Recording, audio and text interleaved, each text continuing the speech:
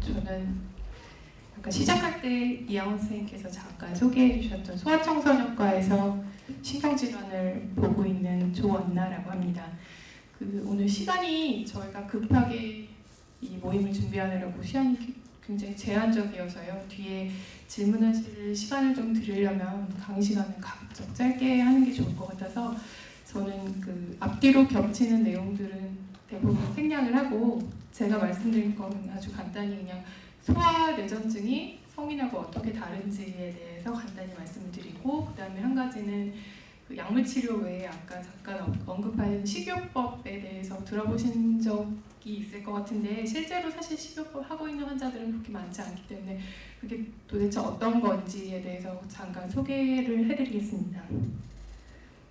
뇌전증은 아까 이하원 선생님이 설명하신 것처럼 어떤 뇌세포의 비정상적인 흥분에 의해서 이제 조절할 수 없는 감각이나 인지나 정신이나 운동이나 어떤 증상이 나타나는 것인데 이런 것들이 반복적으로 일어날 때 뇌전증이라고 하고 이게 이제 이런 현상이 일어나는 질환을 말하는 거기 때문에 한 가지 질환이 아니고 이런 현상을 이뤄낼 수 있는 다양한 원인, 다양한 연령에 따라서 환자마다 굉장히 개인차가 심하다는 것을 이해하셔야 될 것 같고요. 그게 이것도 아까 나온 얘기인데 크게 전신발작, 부분발작을 구분하는데 조금 기억하셔야 될 것은 이게 전신발작이라는 게 뇌파에서 전신발작을 말하는 경우와 또 실제 증상으로 전신발작은 조금 구분이 되어야 되거든요. 예를 들어서 뇌파가 부분발작파라도 전신발작을 이렇게 부분발작이 점점 진행하면 결국 증상은 전신발작처럼 나타나거든요. 그래서 그게 꼭 실제 내가 부분발작파를 가지고 있는 환자라서 전신발작은 안 하고 이런 거는 아니고 환자에 따라서 다양한 증상을 나타낼 수 있고 뇌파에 따라서 또 달라질 수 있고 또 한 환자가 여러 가지 발작 형태를 나타낼 수도 있습니다. 소아뇌전증은 소아 이제 보호자분들께서 저한테 처음 진단을 받고 뇌전증이라는 진단을 받고 약물치료를 시작할 때 되게 많이 하신 질문이 어린애들한테 이런 게 생기냐고 많이 물어보시는데 생각보다 어린애들한테는 뇌전증이 흔한 질환이고요. 오히려 지금 연령별 발생표를 보시면 20대 이전 발병률이 굉장히 높습니다.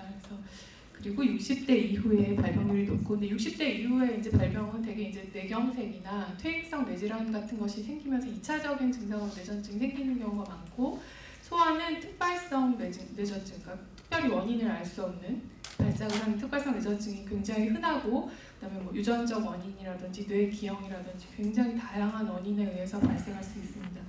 연령에 따라서 아까 말씀드린 것처럼 성인은 되게 이제 퇴행성 뇌질환이나 이런 것들이 발병하면서 2차적으로 많이 생기지만 어린 아이들은 심지어 신생아 때 출생에 문제가 있다든지 아니면 뇌에 기형이 있다든지 아니면 유전성 질환, 뭐 열성경련, 대사 이상 다양한 원인이 나타날 수 있고 특히 특발성 뇌전증이라고 하는 이제 MRI에 이상이 없고 뇌파에만 이상이 있고 반복적으로 쓰러지는 특발성 뇌전증은 10대 전후 발병이 제일 흔하기 때문에 초등학교, 고학년, 중학교에 처음 발병하는 경우가 생각보다 많이 있습니다.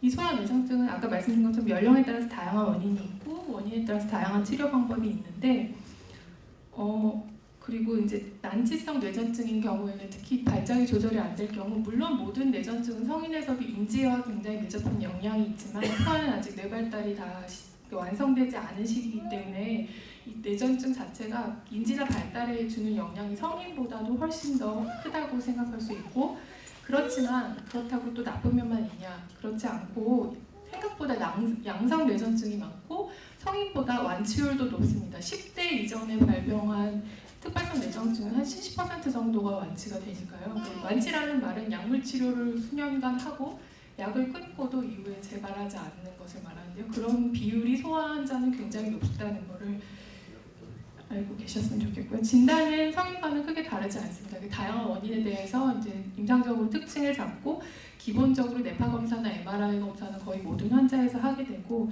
환자에 따라서 필요한 경우에 이제 특별한 원인을 찾아내기 위해서 혈액 검사나 아니면 일부에서는 유전자 검사도 시행을 하기도 합니다. 치료는 이것도 마찬가지로 성인과 크게 다르지 않은데 약물 치료가 거의 사실 치료 전체의 90% 이상을 차지한다고 생각하시면 맞을 것 같고요. 이제 일부의 이제 난치성 환자, 약물로 잘 조절이 되지 않는 경우에 이제 고려해 볼 수 있는 것들이 식이요법이나 수술적 치료가 있는데 수술 치료는 이제 뒷 시간에 자세히 얘기를 해주시기 때문에 저는 오늘 이제 식이요법에 대해서는 간단히 소개를 해드리겠습니다. 약물 치료는 아까 말씀하신 것처럼 대부분의 환자가 사용을 하고 심지어는 식이요법이나 수술치료를 하는 환자들도 약물은 사용하는 경우가 대부분이기 때문에 거의 모든 환자의 치료의 기본은 약물이라는 거.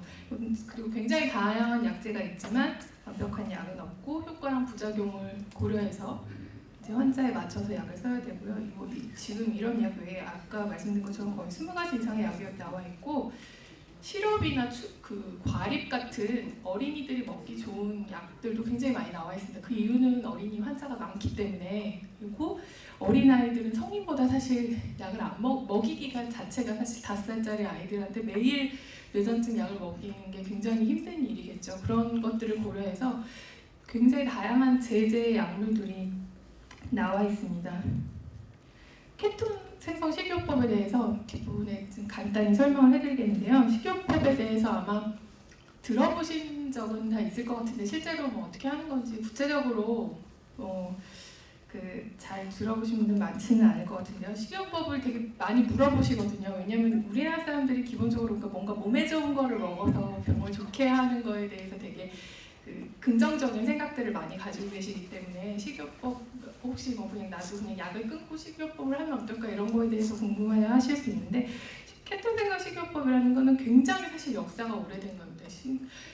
심지어 기원 전에 히포크라테스가 예전에는 중세 시대도 그렇고 이 병에 대해서 이제 인식이 이게 신경학적 질환이라는 거에 대한 질환에 대한 인식이 확립되기도 이전부터 이게 마치 귀신 들려갖고 쓰러진다 이런 얘기를 하던 시대가 있었죠. 굉장히 원시적인 시대. 그 시절에는 뭐 굉장히 사실 좀 비인도적으로 환자를 뭐 가둬놓고 금식을 시킨다든지 기도를 한다든지 이런 일들이 비일비재하게 일어났는데 그러다 보니까 어떤 경우에 환자를 굉장히 오래 금식을 시켰더니 경련 발작이 줄어드는 거를 관찰하는 일들이 종종 생기기 시작했고 그런 건 그냥 경험적으로 어느 정도 알고 있었는데 이게 구체적으로 현대의학에 들어오기 시작한 거는 80년대에 미국의 존스 홉킨스 병원에서 이거에 대해서 구체적으로 과학적인 연구를 해서 이게 실제로 치료법으로 도입할 수 있을지 구체적으로 도입을 하기 시작했고요. 제일 잘 알려진 거는 90년대에 어떤 환자가 있는데요. 찰리라는 미국의 어린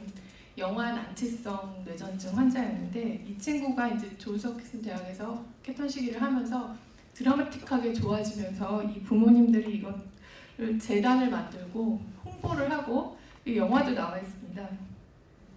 이 메릴 스트립 나온 영화인데요. 사실 우리나라에서 지금 구해서 보기는 한글로는 뭐 사랑을 위하여라는 제목도 있고 뭐 여러 가지 있는데 구해서 사실 보시기는 좀 어려운. 제가 네이버에서 찾아봤는데 다운이 되지는 않더라고요. 근데 그런 경험담을 알리면서 90년대 이후에 지금 한 20-30년 정도 알려져 있는데 이거는 죄송합니다.